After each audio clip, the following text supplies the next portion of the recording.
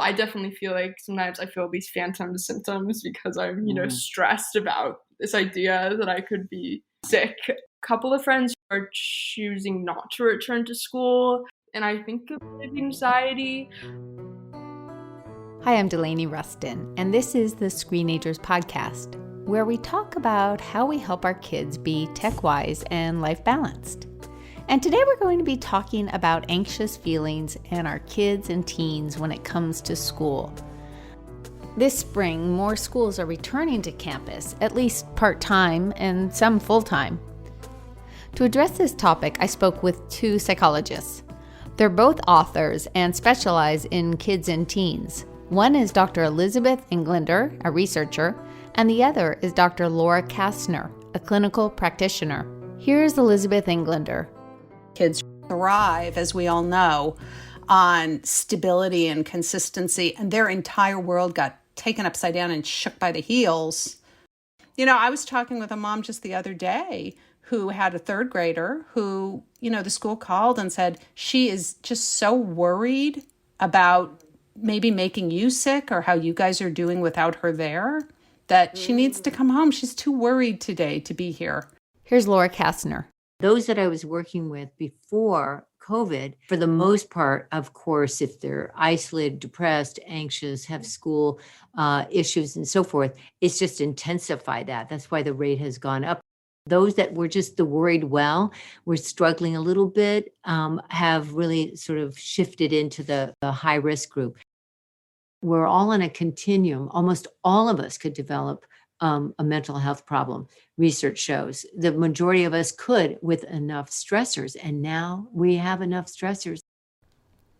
What's important to keep in mind is that teens report higher rates of anxiety than adults. For example, the National Institutes of Mental Health recently funded a survey of adults and teens, and the researchers found that while 29% of adults reported moderate to severe anxiety, 48% of teens did so. Going back to school can really trigger the worry center of the brain, which is housed in the limbic center of the brain, in particular the amygdala.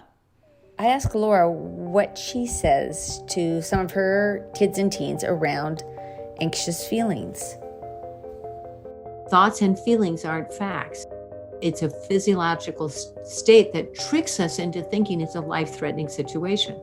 That amygdala that takes us to a 10 when we go back to school, or when we are about to give a recital, or when we're about to order something at the Burger King. Anything that's got your heart racing, that means your body is tricking you into thinking that you're in a life-threatening situation, that the predator is after you, and the only thing you want to do is escape. And of course, since we want our kids to return to school, we need to talk about, yes, this is a huge challenge. Most kids feel this way. How do we plan with our toolbox to make it feel better? We're going to talk about this idea of a toolbox. And let's start with us parents. How about checking in with our own amygdalas? We have to really make sure that we don't infuse them with more anxiety than they had in the first place. And I see this all the time with the parents, because anxious parent can make an anxious kid, and an anxious kid can make an anxious parent. It's called circular anxiety.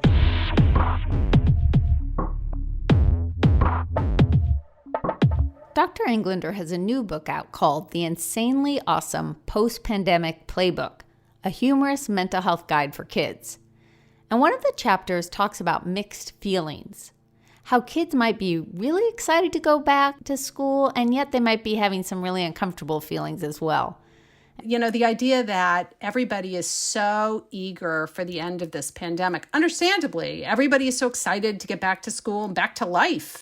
Then when you're faced with this, you're a kid, you've been told for a year that you shouldn't go anywhere, that you might infect your parents, that it's not safe, that there's a virus out there.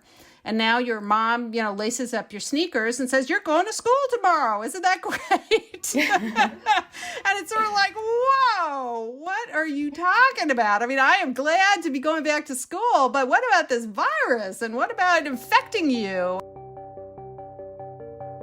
The idea is for people to understand that what those mixed feelings are, to sort of anticipate it, to say it's okay. You're going to feel weird when you go back to school and you see your friend. You're going to feel weird. Talking about mixed feelings is key, as well as talking about what they might be anticipating. And, well, not to make assumptions as parents. And to that point, here's Laura again. So sometimes the parents are projecting their own anxiety on the child. The parent might be concerned about safety. Oh, you're anxious because you're afraid that you might contract COVID somehow. And the kid says, no, I'm not worried about that. I'm concerned that my clothes aren't cool enough. I don't even know what clothes are cool this year. I missed a whole year of school and I'm going to look like a nerd. So you go, oh, I thought it was about contracting an illness. Oh, so true. I've had my share of assuming I know what my kids are worried about, and I've been completely wrong. Meanwhile, another issue is when our kids and teens tell us their concerns and we just immediately want to fix things. Let's say they say, nobody likes me, I have no friends, I'm the ugliest, everybody's going to notice that I have acne this year, all those extreme things. Of course, the parent wants to reassure. A better thing to do is to validate that they're worried. You don't agree with, yes, you don't have friends and you gain weight and everybody. You say, oh, I know, isn't it awful when we anticipate things? I feel the same way when I'm about to go to a meeting and I feel ill-prepared. Mm-hmm. So you validate that they've triggered their worry brain. It is so hard as a parent. The moment they say that worry, we want to reflexively answer, and then boom, we've derailed their thought process. Right.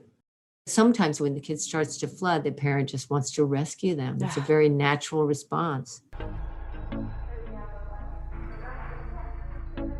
In Screenagers' next chapter, you see a researcher who explains her study related to how when parents step in and try to problem solve for teens, it actually brings the stress down of the parents while at the same time elevating the stress of the teens. I've gotten so much better at saying to my kids, hey, yeah, I'm here. If you want to brainstorm ideas, that's great. But until then, I'll let you figure it out.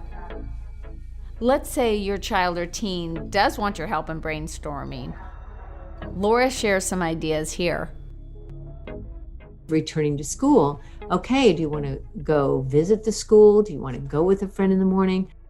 This is one of those times that you should maybe email the teacher, or do you want to talk to a couple friends?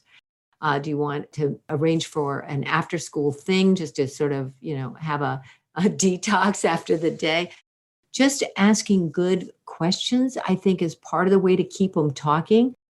And that's what I do as a psychologist as well in the office, or of course now it's all Zoom. Just like, oh God, what are your options? Do you think you should confront your friend on that? Do you think you should consult another friend on that? Do you think you should write down 5 options and sort of, just sleep on it? I don't tell them what to do. That's not how they actually build their self-esteem and build their sense of self-mastery.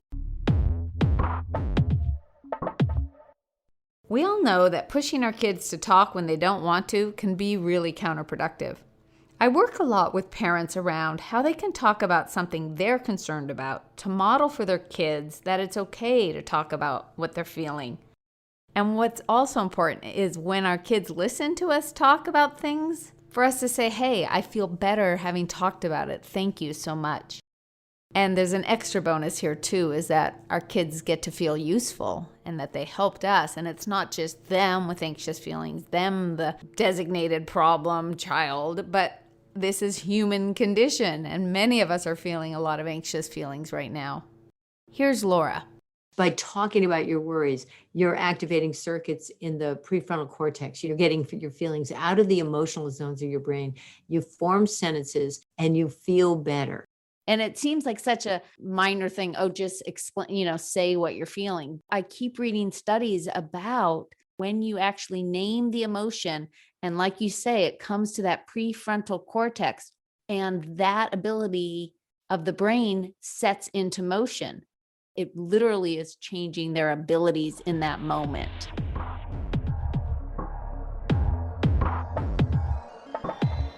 Getting back to other tools to help with anxious feelings, a key one is thinking about past challenges and wins. Here's Laura. You can have them review other challenges they've had, auditioning for something, or going to a camp and saying, how'd you do it then? Well, you could do it again. You're a very brave person and I'm proud of you. You're brave. I'm proud. It's a challenge. Have you mastered other challenges? You can do it.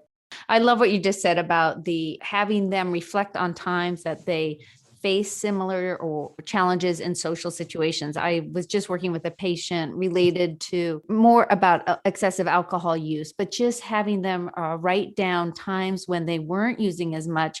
What was working for them? Who did they use for support? What were they doing during the days? The same idea of reactivating all that positive abilities, those capabilities that they have demonstrated, and makes me think of exactly what you're saying, to be talking to our kids about this right now, related to times that they have faced challenging social situations, starting a new school, going to camp, walking into a new after school program. I mean, there's just so many that they have been at, and they kind of go, oh yeah, I did get through that.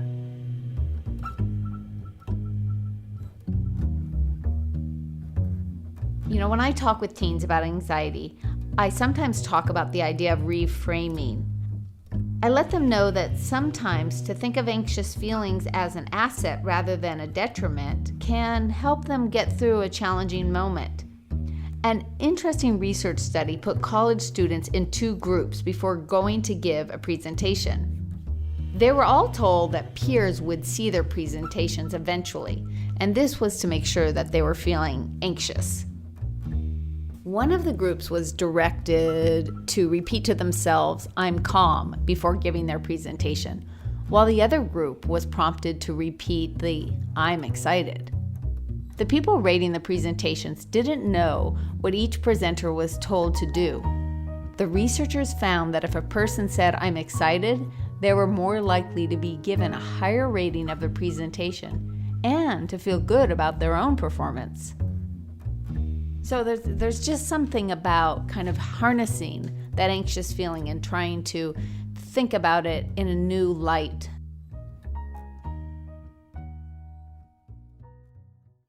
When I'm in clinic taking care of teens with anxiety, and I know it's serious, like when they're avoiding things in their life, such as school, I tell them that we need to sort out new ways of tackling the situation. I say something like, "If it were so easy, you would have already done it."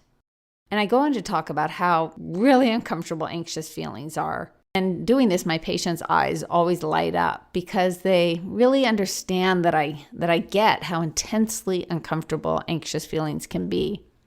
You know, and parents, we can all be doing this too, to really not kind of skim over anxious feelings, but to validate how challenging they are. And if a teen is really avoiding things, that it's so important to get support and outside help. And this is true for a child as well, who's really avoiding things because of anxious feelings. So definitely contact the school, figure out ways to get a counselor, therapist, whatever it is, if your child or teen is really struggling when it comes to issues around school. In the meantime, talking to them about some of the ideas we talked about today for the toolkit. Reframing, thinking about past challenges, remembering that talking about emotions moves the activity from that emotion center into the prefrontal cortex and gives them abilities to think through the problems as opposed to just being flooded by the emotions. Let's finish on a positive note. Here's Odessa, the high schooler that you heard at the start of the show. How was it when you went back then to see everyone? The benefits of going to school in person have greatly outweighed any initial anxiety I had. It felt incredible. I was like, oh my gosh, I totally forgot school could be like this. I love online school. And then I went back to in-person school and I was like, I did not love online school because it's a whole different experience because it's so tempting to be on your phone or reading something else while in class. And so having the attention, having my favorite part, which I didn't realize, was the drone of voices in the classroom. Just the buzz of people whispering to each other is so exciting and something you do not get on Zoom. It's great to hear the energy in your voice too about being so excited to be back. Yeah, it's fun. I get to see my friends. I'm really enjoying my classes. That's it for our show today. And one quick thing, my new book, Parenting in the Screen Age, can be found at screenagersmovie.com, as well as you can learn about chapter clubs related to the book and how you can watch the Screenagers movies right now with your kids. I want to thank Elizabeth Englander and Laura Kastner for being on the podcast. They both have websites, and you can find their books and so much more at their websites. And thanks to Odessa and my co-producer, Lisa Tabb. I'm Delaney Ruston, producer and editor of the Screenagers Podcast. And hey, if you get a minute, please subscribe to the show, rate it, and share it. All of this really helps people learn about the show. Thank you so much, and I can't wait till next time.